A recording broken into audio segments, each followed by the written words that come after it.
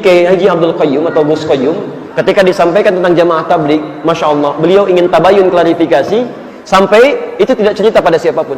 Pesan tiket sendiri, pesan hotel sendiri, reservasi sendiri, berangkat langsung ke pusatnya. Yang kalau suka ada kumpul-kumpul, konon katanya ada di daerah Asia Selatan ya, Pakistan atau India itu, datang ke sana melihat langsung apa yang dilakukan, apa yang terjadi dan sebagainya. Ya.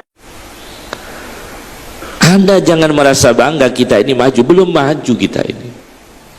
Dalam keulamaan kita masih di bawah grid internasional, masih di bawah jauh. Teknologi kita di bawah jauh, keulamaan kita di bawah jauh.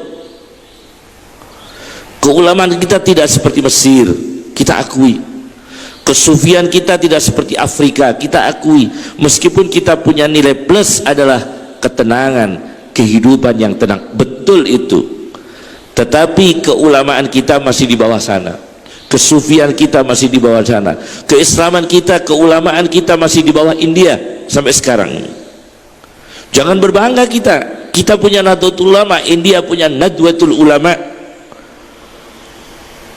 Di sana gridnya lebih tinggi, alimnya lebih tinggi, melahirkan banyak tokoh dunia. Ahli hadis Syekh Yasin yang diagung-agungkan di sini, Syekh Yasin yang diagung-agungkan di sini, gurunya ulama se-Indonesia, itu punya guru di India, 28 guru di India. 28 guru di India Hanafi. Mereka bermadzhab Hanafi, ada yang Wahabi dan sebagainya. Itu guru-guru saya sendiri. Bisa saja ada yang Wahabi, Hanafi, ada yang fuqahanya Hanafinya Masya Allah sana. Tidak seperti Hanafi yang lain. Mungkin Hanafinya itu Hanafi yang kuat sekali, beda sekali dengan kita. Dan gurunya saya Yasin 28 di sana. Tanya itu muridnya, saksinya itu Ali Mas'adi itu Mojokerto. Ada ya Ali Mas'adi ya, Kiai Ali Mas'adi Mojokerto. Itu dulu di Sarang. Itu sekretarisnya Syekh Yasin Mekah. Itu cerita bahwa gurunya Syekh Yasin yang di India 28 guru tidak bermadzhab Syafi'i. Kenapa beliau bisa rukun? Karena keilmuan agamanya itu mapan dan mengikuti sirah-sirah ulama sebelumnya. Tidak ditanamkan beda, itu beda, itu beda, bukan begitu. Ini saya jelaskan dulu supaya sejuk sajalah. Anda ini tahu At-Tahanawi. Tahanawi itu gurunya Syekh Yasin yang punya kitab I'la'us Sunan 17 jilid. Itu pemimpin jamaah tabligh. Gue kira jamaah tabligh gak harus ngalim. Wah, saya tidak ikut jamaah tabligh, tapi saya lihat sendiri yang alim mana, yang tidak alim mana. Tapi gue kompor-kompor di masjid loh. Lah ketimbang saya gak tahu sobat masjid. Coba wong tuh kompor-kompor di masjid asli situ mangan duit masjid deh. Jadi ana wong gotong-gotong kompor di masjid tapi iktikaf di masjid situ belas ora tahu sholat, gak tahu poso. Ditakoi agamamu apa? Nahdlatul Ulama. Lah malah keliru. Itu bisa malah keliru. Nah, ini kita yang ringan-ringan dulu. Jadi artinya begini, At-Tahanawi itu gurunya Syekh Yasin.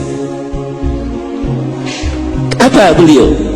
Adalah gurunya Syekh Yasin. Dia adalah tokoh tabligh ada di Nizamuddin.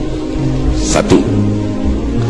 Yang kedua, siapakah yang dianggap gurunya generasi muda ulama Nahdlatul Ulama di Indonesia? Sayyid Muhammad Al-Maliki. Anda tahu Sayyid Muhammad Al-Maliki? Sayyid Muhammad Al-Maliki itu dulu 8 bulan belajar Sahih Bukhari Muslim di Lucknow, India. Sayyid Muhammad bin Alawi Al-Maliki. Beliau polemik dengan Wahabi. Kita ini yang ngadepi Salafi sampai ngeyel-ngeyelan sampai mateng-matengan, itu kita kitabnya itu loh kadang orang ngerti. Kok ziarah kubur sunnah, ke tawasul ahli sunnah. Dan saya nggak tawasul ke ahli sunnah rokok. Lu kok ngerti dan rokok? Saya ini suka tawasul, saya ini suka manakib tiap hari. Saya itu hobi manakib, hobi ziarah kubur. Tetapi saya pernah datang di Nizamuddin di India. Gurunya Sayyid Muhammad bin Alawi Al-Maliki itu Abul Hasan An-Nadawi. Itu gurunya seluruh ulama dunia. Al-Azhar itu kalau belajar hadis dikirim ke sana. Bukan India ke Mesir, Mesir yang ke India. Ulama Madinah, ulama Mekah itu semua belajar ke India, harus ke India. Di sana ada Abul Hasan An-Nadawi, penulis buku sirah terbaik di dunia, sirah Nabi.